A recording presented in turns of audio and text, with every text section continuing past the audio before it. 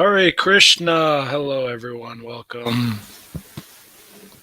Looks like so far no one saw the last stream I did last week. That's no problem. I know I'm changing the time too at last minute, but once again, reminder to myself and the whole universe this is about Bhagavad Gita and me.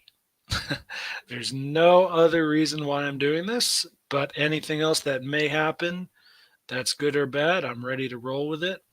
You may have noticed I got some new headphones. The last ones I had, they snapped right on that part. There's a lot of headphones like this. They have this like hard plastic piece right there, and after you put it on and off so many times, it'll just snap. These ones will probably never break. The sound quality is worse, and they were cheaper, but I just knew this one would last, so I'm happy to use it. It's not a promotion. Just one consumer to another, giving you some heads up there.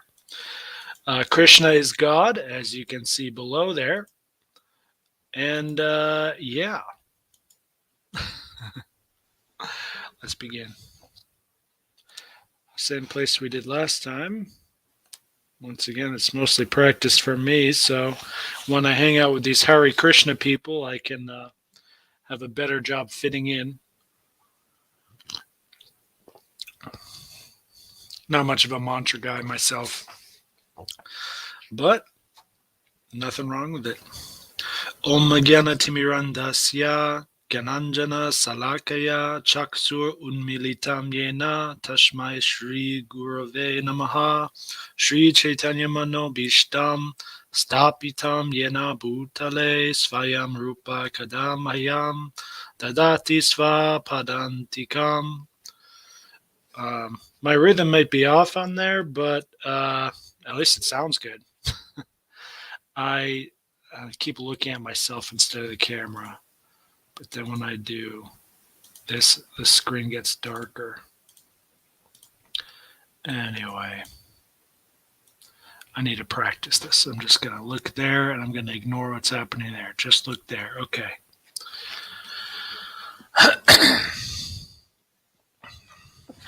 Bhagavad Gita as it is, 1972 edition, Ki Jai. Om Namo Bhagavate Vasudevaya. All right, let's continue where we left off, which I believe was 249. Yeah, we finished at 248 last time, right? Okay, 249. O Dhananjaya, rid yourself of all fruitive activities by devotional service and surrender fully to that consciousness. Those who want to enjoy the fruits of their work are misers. Nothing really new said in this verse, although the wording is definitely interesting, like especially the word miser there. Let's see if the word for word translation is any different. Kripa Naha, the misers. Kripa also means mercy, right? So a miser could be someone who's not getting any mercy. Could be related, but I don't know.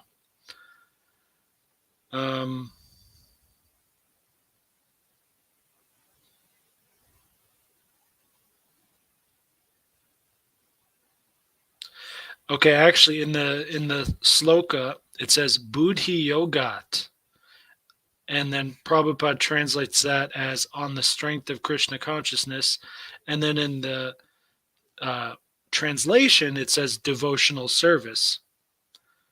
So there's multiple layers of translation here.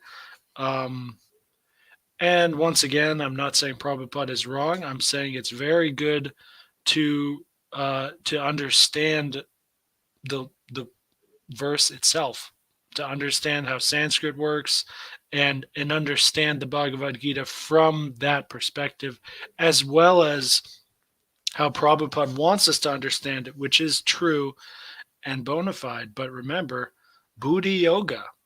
that's a specific kind of bhakti yoga, of devotional service that many different things can be bhakti yoga, but in this verse, based on previous verses, remember, stay in line with what's happening. I keep looking at myself, man. I gotta just get out of here. Buddhi yoga was what we were talking about in previous verses, and we're continuing on that thread.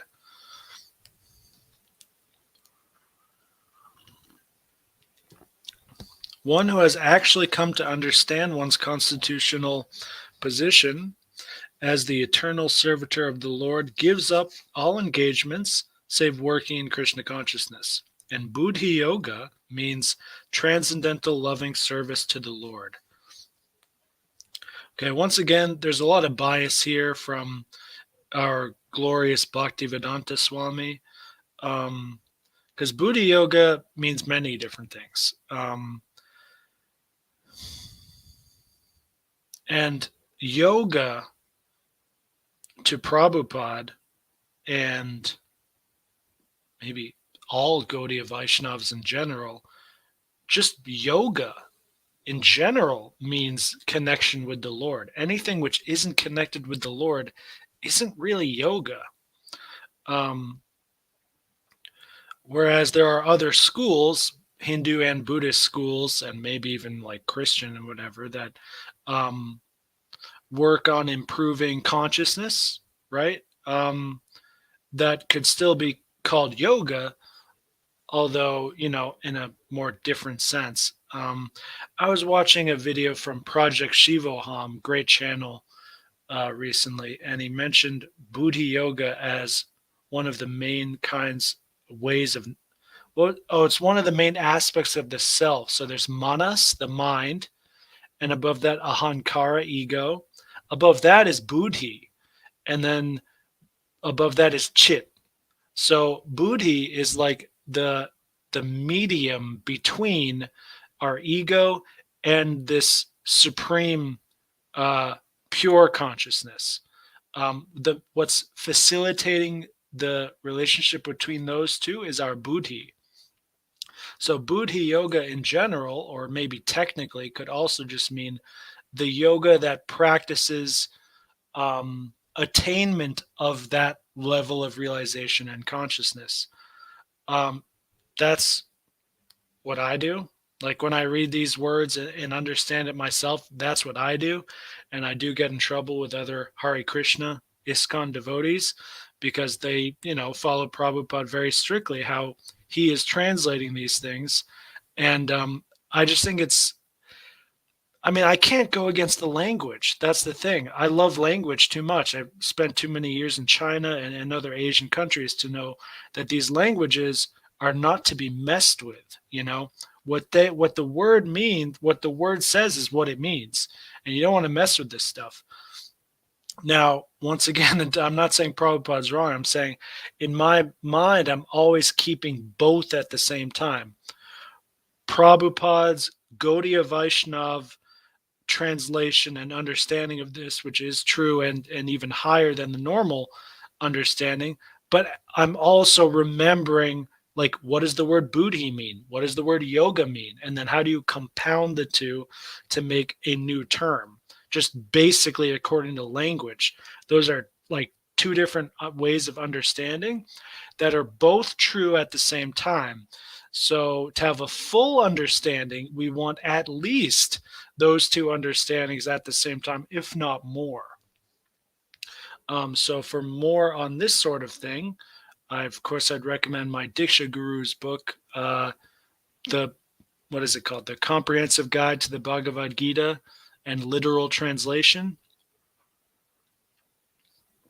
As you all know, Hridayananda Maharaj is a linguist, professionally, basically. He has a PhD from Harvard in Sanskrit, and he's, a polyglot as well. So this is another edge that you can give yourself to better understand this, which is, remember, not only a very ancient text, but a very foreign text as well to Westerners. Very foreign.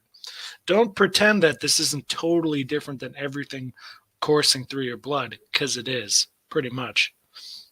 Even those of us like me who can pick this up quickly, it's like what we've been used to with Christianity the past 2,000 years, and then with the whatever Jewish thing was happening before that, like this whole Western reality, like ancient Greek philosophy, like all this stuff is different. Anyway.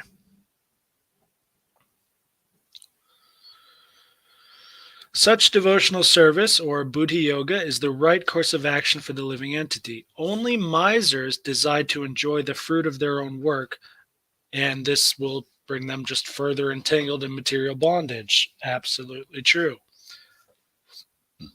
Except for work in Krishna consciousness, all activities are abominable because they continually bind the worker to the cycle of birth and death, samsara. One should therefore never desire to be the cause of work. One more time. One should therefore never desire to be the cause of work, meaning you may actually be the cause of work or maybe not. It doesn't matter, because you should never desire to be the doer. While you are engaged in doing certain things, your ahankara, your ego, should not be constantly saying to itself, I'm doing all these things because I am this, I am that. That's all nonsense. That's how you get even more lost and entangled.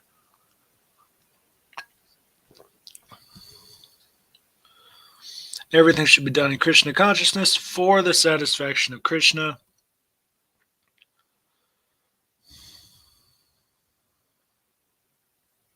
Okay, 250, verse 50. A man engaged in devotional service rids himself of both good and bad actions, even in this life. Therefore, strive for yoga, O Arjuna, which is the art of all work. Nectar. The art of all work.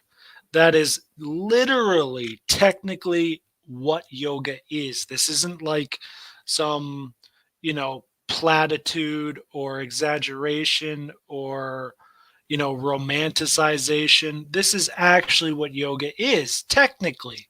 Everyone has some work that they're doing, but the ones who really get their work and are really doing it well, and accurately and whatever,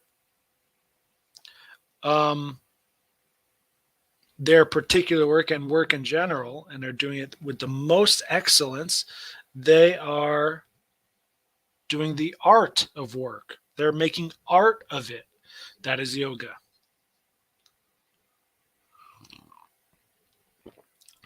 Okay, once again, remember, devotional service in the translation is buddhi yukta in the Sanskrit.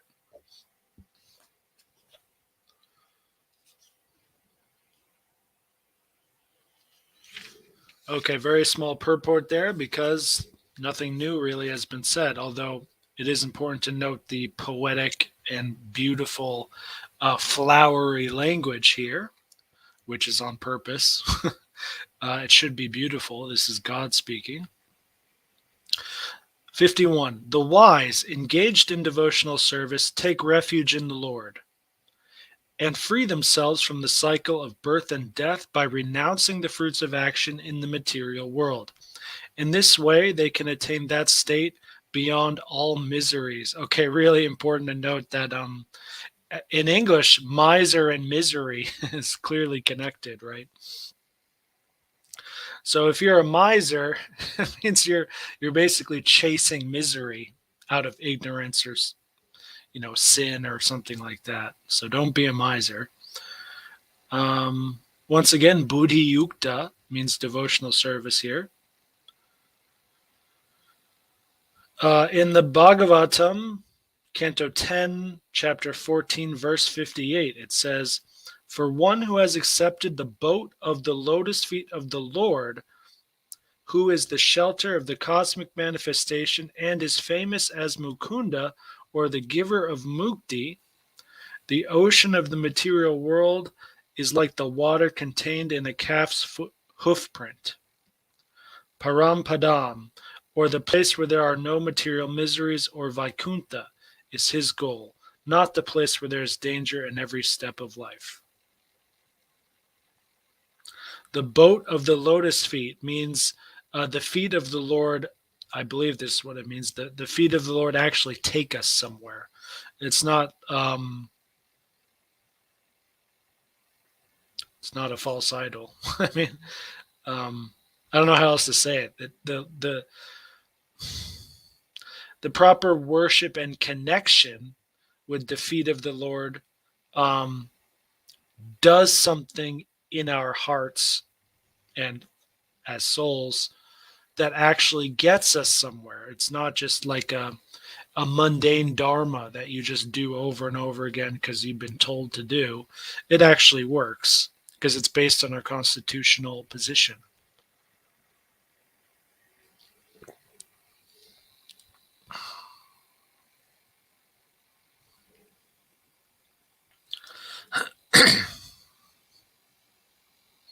Yeah, this is a famous verse. The ocean of the material world is like the water contained in a calf's hoof print. I've seen this quoted many times. I think the last time I remember people talking about it, they were saying that the spiritual world is so much bigger and more important that that's what it's pointing to. Um, yeah, for one who has shelter of the Lord,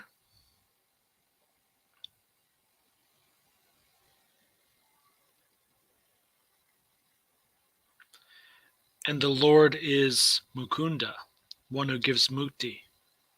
So when you're in that position, when you have complete faith and shelter in the Lord, um, yeah, even in this life, going back to the previous verse, um, you may be liberated from all miseries within this lifetime, but you'll still be maybe in this material reality until you quit the body.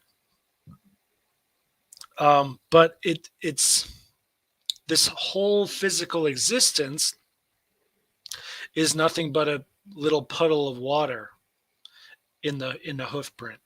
Um, the entire thing is just it's all deep down it's all illusion and you act accordingly. This is the test. This is the test in ourselves and in others to see where people are. And you know I wouldn't recommend going around insulting people and pushing people to the limit to see how detached they are. But fortunately, with our current world the way it is, being a basically shithole, pardon my language, but that's what it is. Especially like culturally, like if you're like in if you're part of American culture or Canadian, one of these like rich white people cultures, it's just disgusting what's happening now. It's utterly subhuman and just really degrading and disgusting to see what's happening anytime you turn your screen on. For me, I live in a rural red state kind of area. So when I go grocery shopping and mingle with the locals, the little bit that I do, meet a lot of decent people, and it's not bad at all. Um, but even them, you dig down under the surface where they come from, their conditioning. Even if they're religious, what are they doing? Going to church once a week, maybe a little more than that, and zero sadhana. I mean, you can't do anything without sadhana. You want to be good at something, but you don't have a daily practice. You're a joker. You're kidding yourself. You're deceiving yourself, and that those lies externalize to everywhere else around you. Um, I'm not angry about it, but it is definitely disappointing.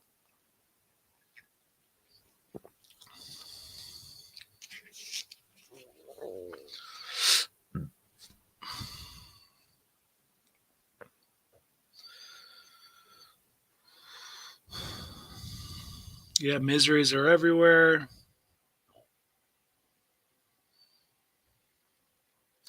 And yes, knowing your own position, constitutional position, also means knowing the sublime position of the Lord. That's actually the only way you can come to Jiva Tattva. To really understand yourself, you have to have something else to compare it to. It's the same way as knowing anything else. So, I mean, it's going to be really hard to do that in a vacuum. And I think this is why a lot of great mystics and seers and yogis, they get stuck at Brahmajyoti realization. They get stuck at the impersonal Brahman because when they do look inside strong enough, long enough, with all the austerities and hard work required to actually touch Atman, um, and then you see that beautiful core, which is all around you in nature, and it's just really beautiful and blissful. And then you become there's a massive gift of knowledge that just like surges like a huge tidal wave. And it's really hard to just say, oh, that's not enough, I'm going to keep looking for more. Like, you have to be kind of insane to do that. um and now I'm thinking, like, well, I mean, for us as Gaudiya Vaishnavas, who not only are reading the Gita but have this Bhaktivedanta Swami rendition of it as well, we are extremely lucky that it's simply given to us that there is Atma and Paramatma and Bhagavan, that these three form the complete whole. Um, where did this come from? Well, eventually, I mean, it came just as, like we're seeing here and how it's read. There were God was here on earth, and he had friends and devotees, and he just told them. And it works because the devotee is ready to listen, because the devotee is devoted. um, is it possible to attain Bhagavan realization without being a devotee? I don't think that's possible. I mean, someone else can, who knows the scriptures more than me, can find a verse about this, but um, like, maybe Paramatma realization, maybe, but Bhagavan, you're going to go all the way to the feet of the Lord, of the most personal incarnation of the Lord, and commune with him personally like that, and still, but you still have this belief going on that, like, oh, it's all one, and like, it's just, hey man, I'm God and everyone else is God. I don't know, man. I don't see how it's like technically possible to get there. Um, but anyway, one thing that separates me with all the other ISKCON devotees is I actually, like, I'm so happy and over I'm just really happy and proud of others who do get to Brahmajyoti realization, because that is God, and it is blissful, and it does make your life better, and then that bliss expands to everyone else around you. So that's great, man. You're not a Mayavadi. You're just like, you're at where you're at, and that's great. And you're doing great things, and like, it's just great. Like, you want to keep going? Well, talk to us. But I don't get how people can be upset about someone who's doing good work in the world, like, I don't know, Ram Dass, or like Eckhart Tolle and all these guys, like, be here. What's that? John Kabat-Zinn guy, all these meditator people and yogi, Sadhguru, and all these other guys. Like, they're doing such great work. They're helping other people wake up. Like, it's very good that all that's happening. Um, yeah, do they tell people, oh, well, maybe Krishna's just an idea, and like that is offensive, yeah, to us who know the truth, but that's the best they're doing at the stage that they're in. So, and remember, if we want to claim that we're better than them, we have to actually be better than them, which means having love and unconditional love, and being the friend and well wisher of every living entity, all the humans, good and bad, all the animals, all the insects. We need to really, to actually be better, we have to actually love everyone, be ready to forgive everyone. Although then again, some people like pedophiles, so they can have their heads chopped off, but within reason. Anyway, we should move on.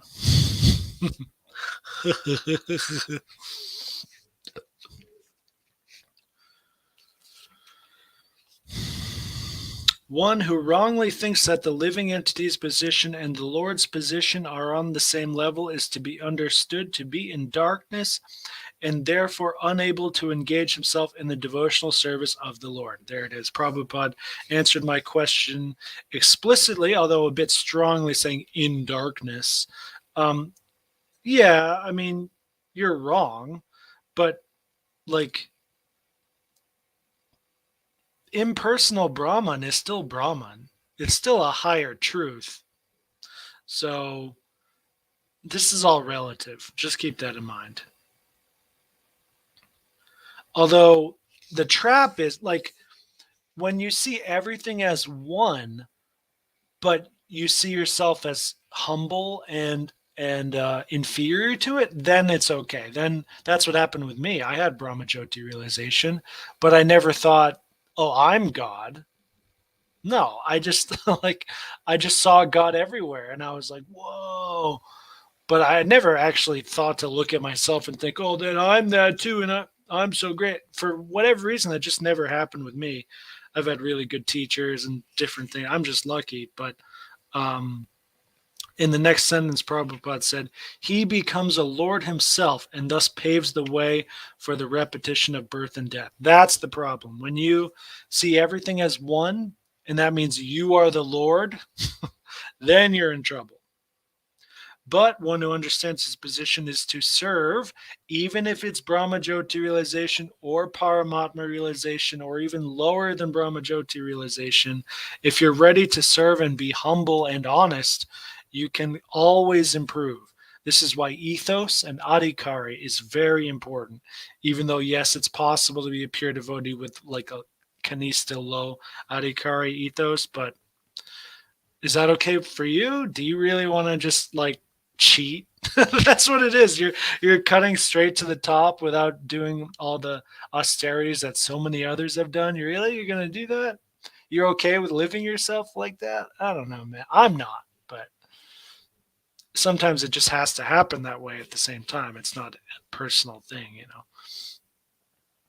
When you're desperate enough, some people are just in really humbling, horrible positions in life. And from that horrible position, they have the humility and spiritual hunger to just grab onto the lotus feet of the Lord and just get it real quick. And I'm not jealous of them at all. I'm not like looking down on them at all. Like, I think that's great. Sometimes it happens that way, sometimes it doesn't. But I feel like one, we can't artificially create a circumstance like that because it's kind of dishonest. Meaning, like, we don't actually like to be poor and ugly and divorced and betrayed and like all those situations that can make you humble to the Lord and spiritually rich. It's nice to be able to be, in that spiritual position. But if you artificially create, if you artificially renounce, there's definitely a tinge of dishonesty there almost always. So I wouldn't recommend that. Um, and so until that moment happens when it's just natural to just fully surrender more than you have been normally, um, I found it's much better to um, really focus on just adhikari and ethos and just improving yourself, meaning not, oh, I'm becoming more of a lord, but meaning I'm becoming more humble, more ready to forgive, working on your virtues. That's what your character is, ethos, adhikari, whatever you want to call it. It means your state of character, whether you have virtues or vices. So you improve those with daily practice, and you keep chipping away at it until eventually you make it there. Yeah, I'm talking too much.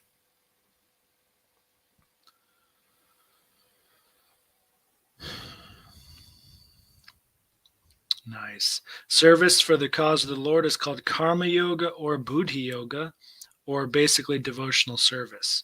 So Prabhupada is basically saying, as him and I have both said before, bhakti yoga comes in, like any yoga that's directed towards the Lord, for the Lord. Anything is bhakti yoga, whether it's action, karma yoga, or buddhi yoga, more like transcendental, whatever. I'm getting more and more confused what buddhi yoga means. Because like that word buddhi has something to do with consciousness and intelligence, but it's not jnana yoga. It's definitely different from that. Um, anyway, just be devotional and be humble, and honest, and you will get there. Verse 52. When your intelligence has passed out of the dense forest of delusion, you shall become indifferent to all that has been heard and all that is to be heard.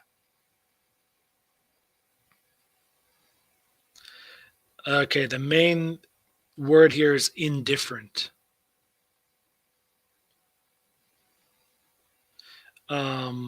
Which in the Sanskrit, I believe that word is nirvedam, or callousness, being callous to what is heard and not heard, being like callous is kind of like it's like a physical tolerance.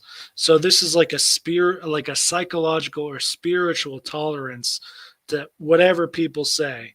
Um, oh, this is, oh, the corona is coming and you have to get vaxxed, or the whatever good or bad things happen. You're just completely indifferent to it because you know the tattva, you know the categorical truth of what it is and where it comes from, which is illusion 99% of the time.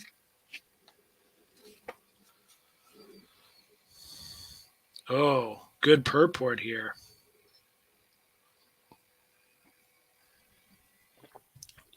There are many good examples in the lives of the great devotees of the Lord, of those who became indifferent to the rituals of the Vedas simply by devotional service.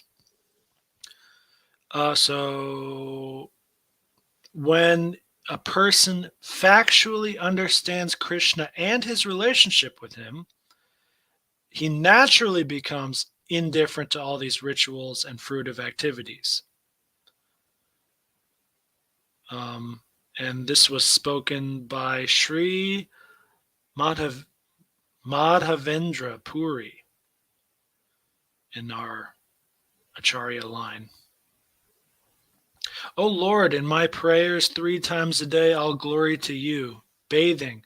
I offer my obeisances unto you. O demigods, O forefathers, please excuse me for my inability to offer you my respects.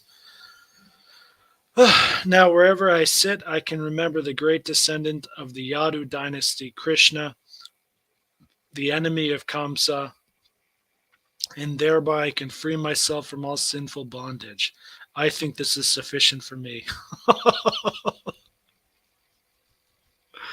Oh, man. Is that, oh, man. That last sentence, I think this is sufficient for me. Is he being humble or really magnanimous, or both at the same time? It is so hard to tell. One, my inability to offer you my respects, that's true. That's what I experience on a daily basis.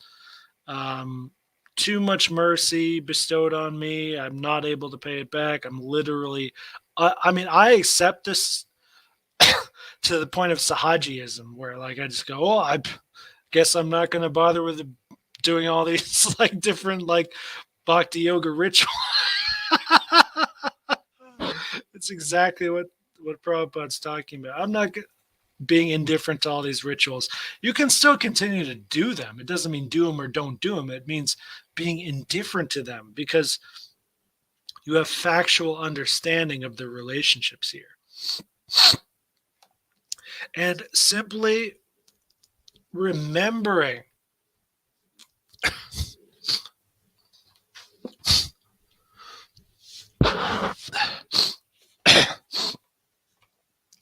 simply remembering Krishna and all that means, I can free myself from all sinful bondage. That's literally how it works. Um, of course, you'll have to get to know Krishna first, and that's, I didn't mean to laugh like a dick there. Sorry, but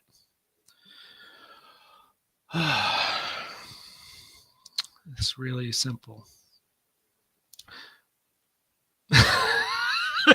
Prabhupada's so funny. He continues. The Vedic rites and rituals are imperative for neophytes. Comprehending all kinds of prayer 3 times a day, taking a bath, all this stuff. But when one is fully in Krishna consciousness and is engaged in his transcendental loving service, one becomes indifferent to all these regulative principles because he has already attained perfection. How, if you have perfection, why would you add anything to it? Why would take away anything from it? You're already there. So you just continue with whatever you're doing. And to be honest, this is one of those things which is actually also true for great masters who have not even attained Paramatma realization, like many of these, quote Mayavadi gurus who. There's one I kind of forget his name. I think it's Nisargadatta Maharaj, something like that. One of my friends gave me a book of quotes from him, and there's many gurus like this where, like, he this one in particular, he grew up as a butcher and smoker. Like, he would smoke cigarettes constantly, and he was a butcher, so he'd eat meat. I think after he attained this transcendental consciousness, whatever you want to call it, whatever level it's at, it's transcendental. We don't know that for sure with how many, it's not just how many disciples you have, but when you read the quotes as I did, and then you match it with quotes from Prabhupada and other people that you think are bona fide gurus like Jesus and Buddha and whatever, they're all saying the same thing. Like, the color is different, but it's all saying the same thing. It's like comparing like a Van Gogh painting to a Monet painting. Who freaking cares, man? They're both excellent. They're both painting like a lot of the same subjects in basically the same ways. Maybe you like Monet more. I like Van Gogh more. But if you think that a a toilet urinal in a museum with LGBT bodily fluids on it is better as art, you're lost. Okay, you're just lost. Doesn't mean you're bad. Just means you're lost. You're in darkness, and I'm going to keep shining some light until it shines through. I don't know if that's a thing with the LGB letters, bodily fluids. A boy can dream.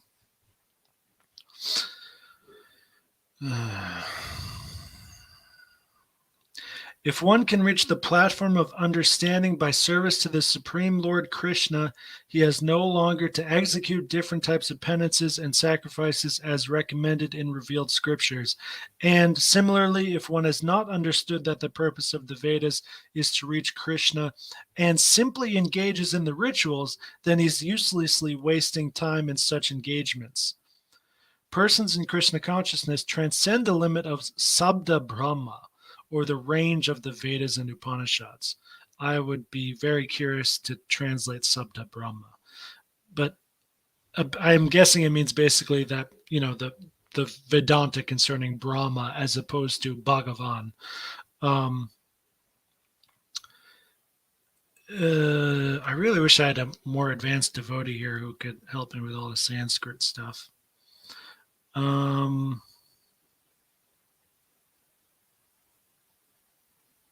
There's one important thing I wanted to repeat.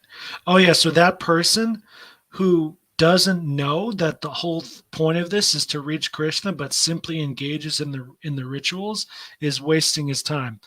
That's us, guys. That's who he's talking about. Devotees here. Not always, but I'm sure Prabhupada would say, just as I would, that many of his god brothers who are devotees, they're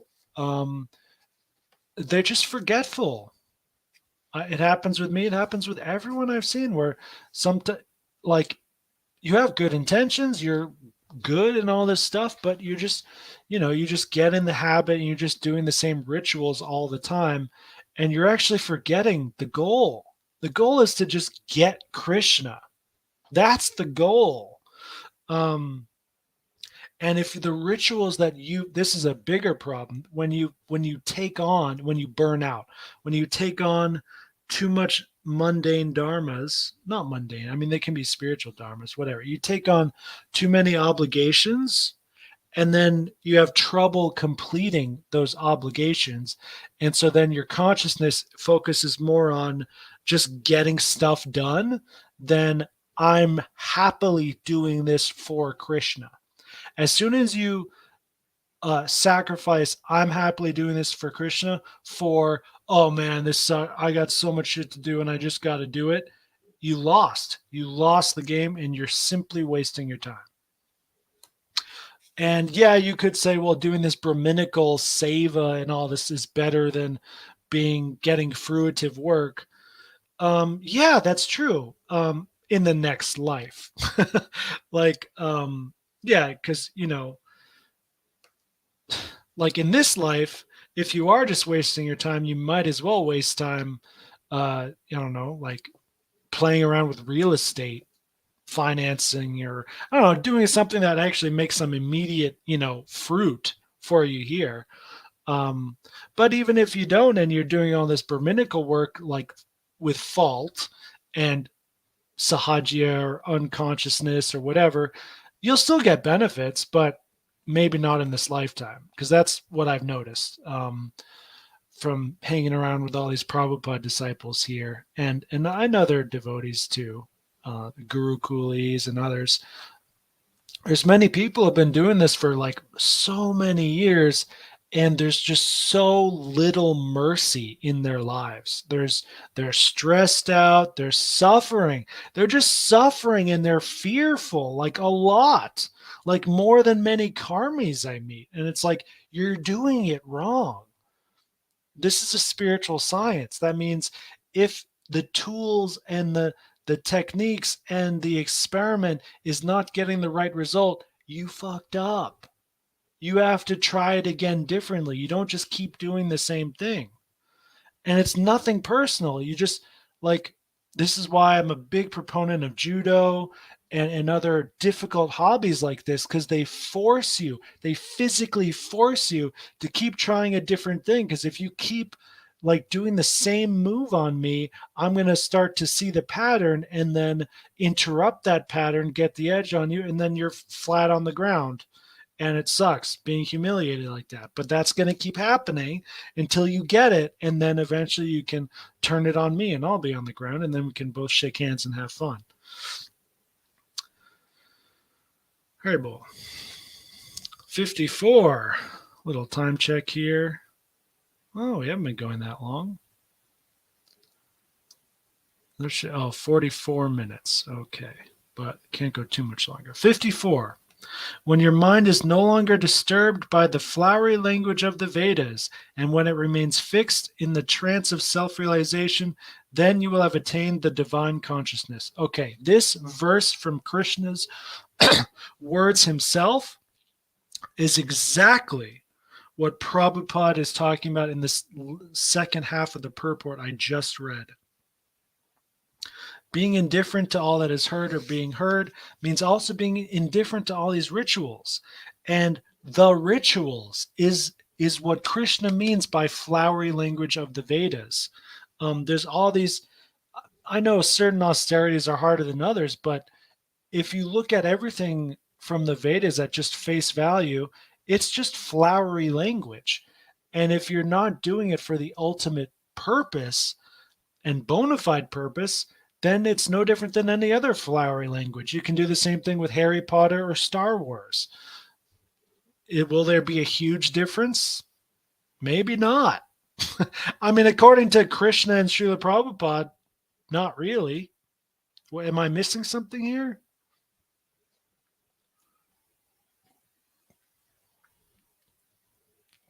Yeah. Purport. To say that one is in samadhi is to say that one has fully realized Krishna consciousness. That is, one in full samadhi has realized Brahman, Paramatma, and Bhagavan. Okay, once again, this is Prabhupada's definition of samadhi.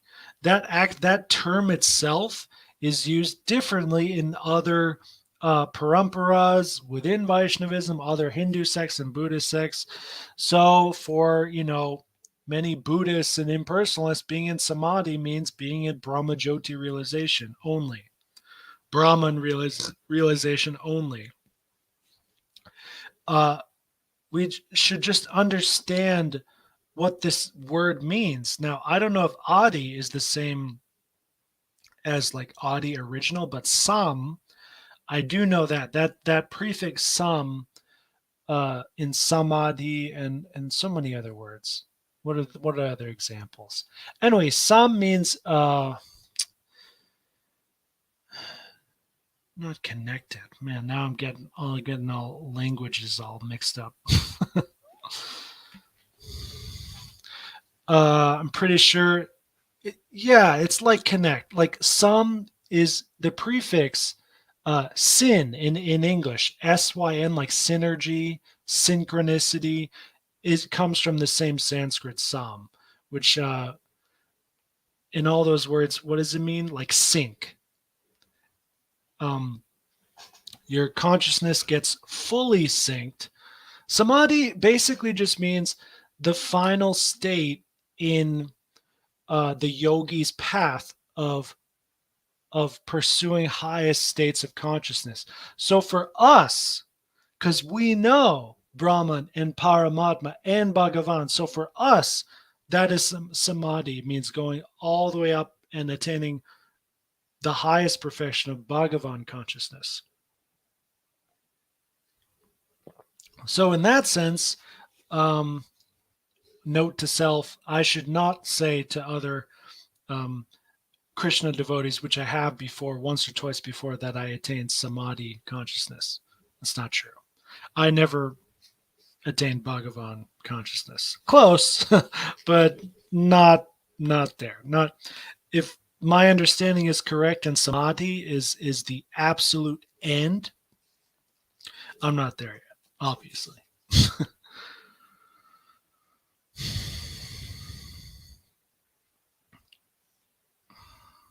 Okay, so once Prabhupada supports what I said at the beginning, one should not be disturbed by the flowery language of the Vedas. It's not should not be, but it's a Krishna conscious person or unflinching devotee of the Lord is not disturbed by the flowery language of the Vedas, nor be engaged in fruitive activities for promotion to the heavenly kingdom.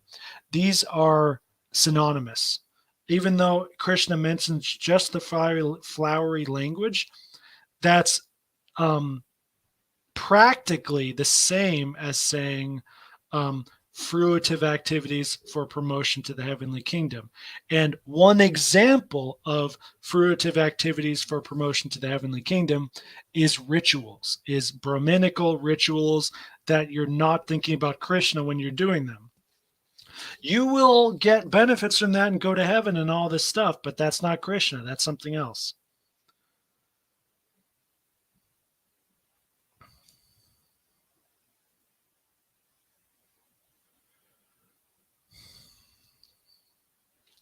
One has only to carry out the orders of Krishna or his representative, the spiritual master. Once you do attain Krishna, he'll simply tell you what to do in one way or another, and you'll follow it out as best you can. So for me, after finding Krishna in the way I found Krishna, there was an understanding between Sri Krishna and myself that I am not comfortable or ready or deserving of hearing Krishna's voice on a regular basis at all. It's too pure, it's too loving, it's too strong, it's too powerful. It's just it's too creepy because remember, we are parts of Krishna. So Krishna's in us. Like there are so many, probably so many parts of your life, your shadow, parts that you don't want to look at, that aren't even your soul, that are just like, part from like childhood, trauma, this and that. There's so many things that have happened to you just in this lifetime that you're like scared to look at. um Krishna is even deeper than that. He's even deeper, more inner, inside, deeper than that. And anyway, the understanding I have is, Krishna, I love you. You're the man, you're the god, you're the master. And I'm happy to take your instructions and follow them to the best of my ability. I just can't handle I just can't handle you all at once. So Krishna speaks to me through his messengers and other living entities, um, and sometimes through the music of the universe, like synchronicities. Um, it's always indirect. The only direct path I have to following Krishna explicitly, that I can actually handle and actually works well, is this. This is the only one. Um, Everything else is an attempt to be close to that. Even Srila Prabhupada, um, who I call my guru, and but guys, I'm a total rascal. I'm a total heretic. I'm not a Gaudiya Vaishnav. I don't think I can fully um commit to this, like, hyper feminine, like, bhakti path. It's just really against my current nature in this incarnation. I'm trying, but like, music is a big part of our faith here, and I'm like shit at music. I'm so bad at it. I can do this philosophy stuff all day, but music and dancing and singing, man, I suck at it. I am so bad. And and there's very little change that's happened in that regard. I'm going to keep trying, but anyway, as I've, what I was talking about with Prabhupada is, like, he takes a lot of license when he's translating the Gita. It's not, I mean, it's just who he is. He is Bhaktivedanta Swami. That's who he is. So everything he knows from Shastra, from Bhagavad Gita, Bhagavatam, Sri Chaitanya Charitamrita, all of this stuff, he's interpreting through that lens of Bhakti Vedanta. I like Bhakti. I like Vedanta. Are both of those totally what I can commit to the disregard of all the other paths, like jnana yoga, dhyana yoga, karma yoga? Not really. I'm more of a karma yogi than a either the than bhakti yoga. Um, I'm willing to renounce jnana yoga. I've been really good at that my whole life, but now that I've actually reached the end of that, I've reached the end of knowledge. So it's something I do just out of habit. Like, I still sometimes read classical philosophy and different things, but this, what we're doing now, this is bhakti yoga, actually, and buddhi yoga. Actually, buddhi yoga is really what I think I could really commit to. And my point is just, it's just funny, man. Like, things happen how they need to happen. And Srila Prabhupada in this Gita came into my life. It could have been, that's really just like circumstances, because there probably is some other Vaishnava line that focuses more on the buddhi yoga aspect or jnana yoga, and less on the bhakti, that I could fit in with more. But where are those guys? What are their names? I don't know. Prabhupada and his body that we call ISKCON is huge. It's hugely famous and successful within Hinduism. It's like basically number one, right? ISKCON, as far as I can tell, is the Vatican Church of India.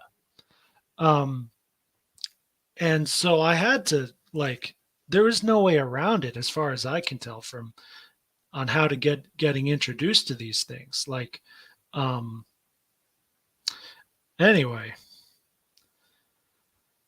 uh but I'm doing the best I can to serve Prabhupada, but I'm just so unable, not unable. I mean, like I'm just it's even worse than being humbled. I'm literally my capabilities are just rasa boss. They don't match like the bhav of like this Hare Krishna movement is just weird to me. The from the beginning up till now, a lot of it just seems like a weird cult. Like I don't feel like I belong here, but I know Krishna and I know Prabhupada and they're just so awesome and I don't know anything else. So I just keep doing it. Um, and I'm completely fine with that. That's the moral of the story of these verses we read today is that you becoming indifferent to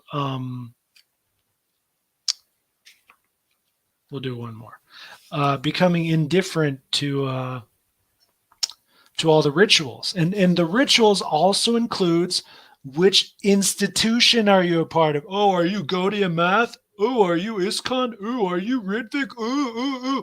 This is all neophyte garbage. It means you're not with Krishna. If this stuff matters so much to you, you're getting emotional about it when you should just be chanting and reading and associating with Krishna and just blissed out all the time, you're lost, man. You're just lost. You're not at that stage yet. And it doesn't mean you suck and I'm awesome. Oh!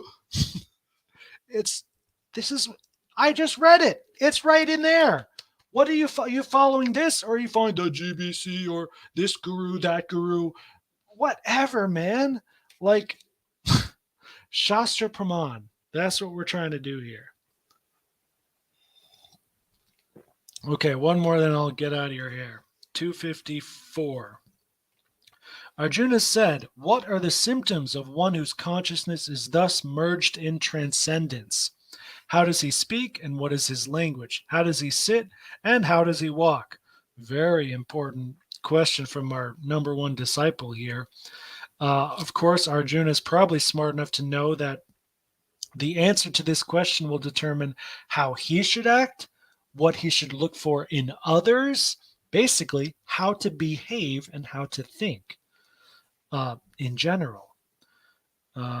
Taking a look at the word for word here. Samadhi stasya, that means one situated in trance. Okay, as there are symptoms for each and every man in terms of his particular situation, similarly, one is in Krishna consciousness has his particular nature, walking, thinking, and so on. As a rich man has the symptoms by which he is known as a rich man, a diseased, and so on. A learned man has his symptoms, blah, blah, blah. A man in transcendental consciousness of Krishna has his symptoms. And one can know these symptoms from the Gita. Most important is how he speaks, for speech is the most important quality of any man. Oh man, that's really, I got a lot of work to do there. It is said that a fool is undiscovered as long as he does not speak, and certainly a well dressed fool cannot be identified unless he speaks. But as soon as he speaks, he reveals himself at once. The immediate symptom of a Krishna conscious man is that he speaks only of Krishna and of matters relating to him. Other symptoms then automatically follow as stated below. We will continue with that verse next time, which will be 255. Um, I don't like I just don't care about like cussing or not cussing. It's just how I was raised.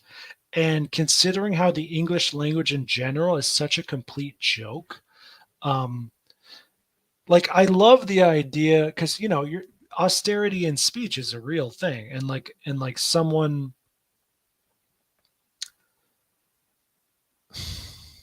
I don't know, man. It just didn't. My experience tells me it just didn't happen to me. The highest state of consciousness I ever experienced was, I mean, it was liberation from all those speech rules. And sure, I got in trouble with different people socially, as I often do. But Krishna was there the whole time. I'm not saying it's bona fide, but um, it's just like the thing I mentioned, that guru who was smoking cigarettes, and then he became. I think I didn't finish that story. So he became enlightened, and then he kept smoking, and he would tell his disciples not to smoke, not to eat meat, and so on. And they'd say, "Well, this is hypocritical. Why are you doing this?" He said, "I don't even know that I'm doing it. I like it's a habit. It's a habit for years. It just happens. The hand goes there, the thing happens. I don't get sinful reaction from it. I don't care if I do it or don't do it. This because the whole physical reality is illusion, right? So when you're in that level of realization, um, or samadhi, maybe lower than samadhi, um, these things just they don't matter as much. Um, and anyway, so it also said in that verse that one is only talking about Krishna. So with other Americans, with other Westerners, English speaking people, let me just say English speaking people, because swear words are just very common in English in the way that they're just not in other languages and cultures. 3 years in China, I learned like one swear word. And that's not because, I'm so pure and I never wanted to study it. Or just a lot of people just don't use that word. Like if I was doing that, like I do have a thing to compare. I was teaching English in America in Boston, and I had a lot of Brazilian students, and sometimes they'd swear, and I mean it was more than sometimes. It wasn't a lot. It wasn't as much as English speakers, but it was, they'd say like puta and like different things, and then they'd laugh, and I'd say, oh, what does that mean? It just happens naturally where you like pick up on these things. That never happened in China because they don't like say a lot of bad words a lot. Like they'll tell you right to your face like you suck, like I disagree with you, and like they're mean and like direct and blunt like that, but they just don't use heavy words about it. It's a nonverbal thing that's part of their culture, which is what I'm used to. But anyway, in this culture, when you, especially like in my situation, when I'm speaking on the Gita for an hour, which most people don't get to do in their whole lifetimes, and I'm doing this for your benefit and mine, and there's some really important point, and at the most critical moment I put in one little swear word that like that can make the difference of actually making those words and this message of the Gita actually enter into your neurology in a real way. um, that's actually why I'm doing this.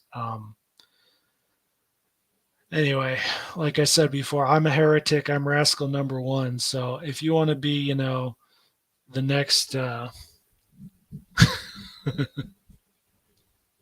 famous ISKCON devotee preaching to all the other ISKCON devotees and basically not the general public at all, don't follow me.